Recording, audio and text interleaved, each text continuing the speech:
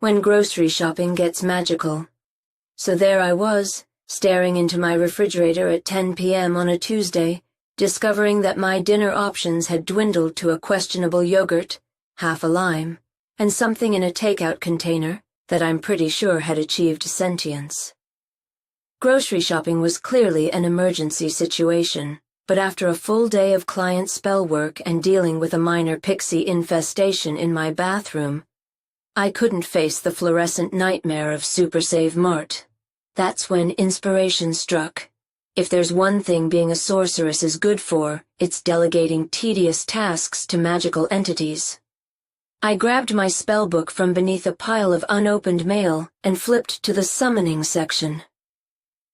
Listen, I know what you're thinking after my last demonic mishap, but this time I was being careful. No improvised rhyming, no questionable pronunciations. I was going to summon something specifically designed for errands. Vocatus servilis mercatus, I chanted, drawing a sigil in the air with my favorite wand.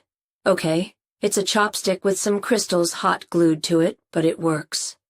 I summon thee, grocery golem, servant of the shopping list. The spell called for essence of retail, so I sprinkled some old Bed Bath & Beyond coupons into a circle of salt on my kitchen floor.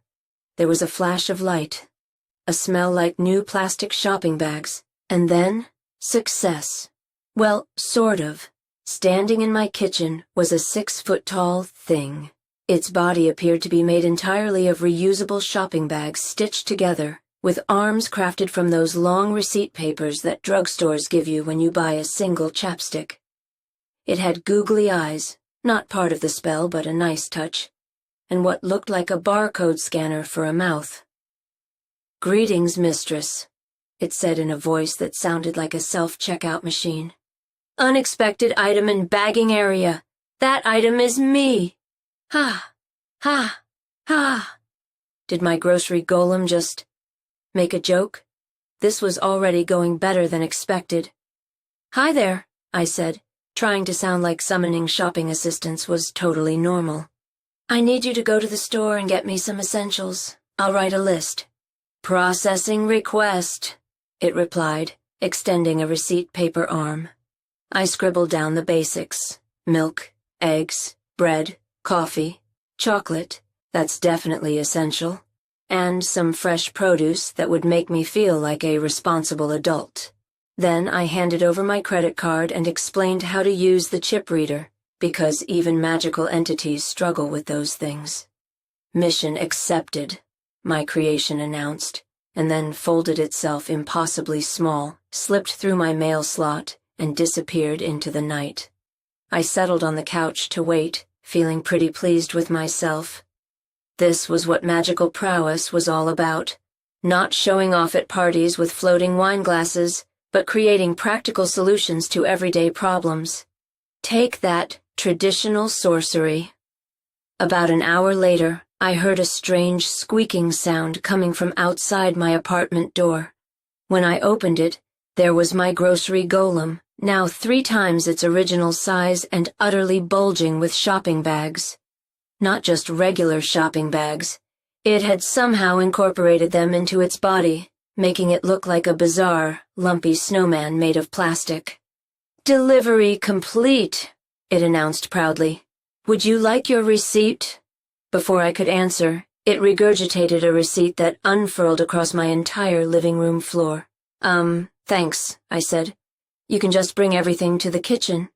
The golem squeezed through my doorway, taking a small chunk of drywall with it, and began unpacking. And that's when I realized something had gone very, very wrong.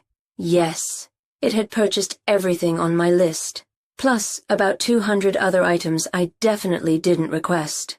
"What is all this?" I asked, as it unloaded 17 different types of cheese, a family-sized inflatable pool, 3 waffle makers, a tuxedo for a small dog, and what appeared to be the entire as seen on TV section. "Bonus items," it explained cheerfully. "Buy one, get 17 free." "That's not how shopping works," I protested. The golem's googly eyes somehow managed to look hurt. Mistress did not specify budget constraints, I used initiative subroutine. Great. I had summoned a golem with shopping addiction issues. How much did all this cost? I asked, afraid to look at the receipt still stretching across my apartment. Price check. Priceless, it replied, which was not at all reassuring. As I sorted through the mountain of purchases, I found some truly baffling items.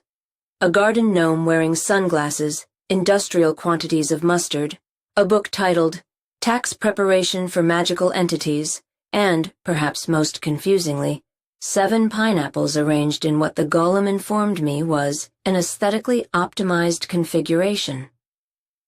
How did you even carry all this? I asked. Dimensional pocket technology, it replied, which explained nothing but somehow everything at the same time.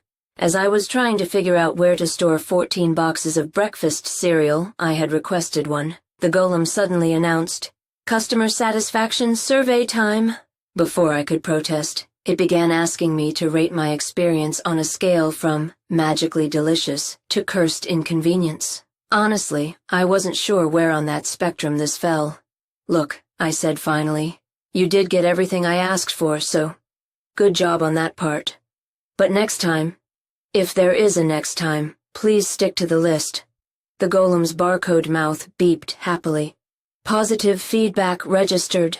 Loyalty points awarded.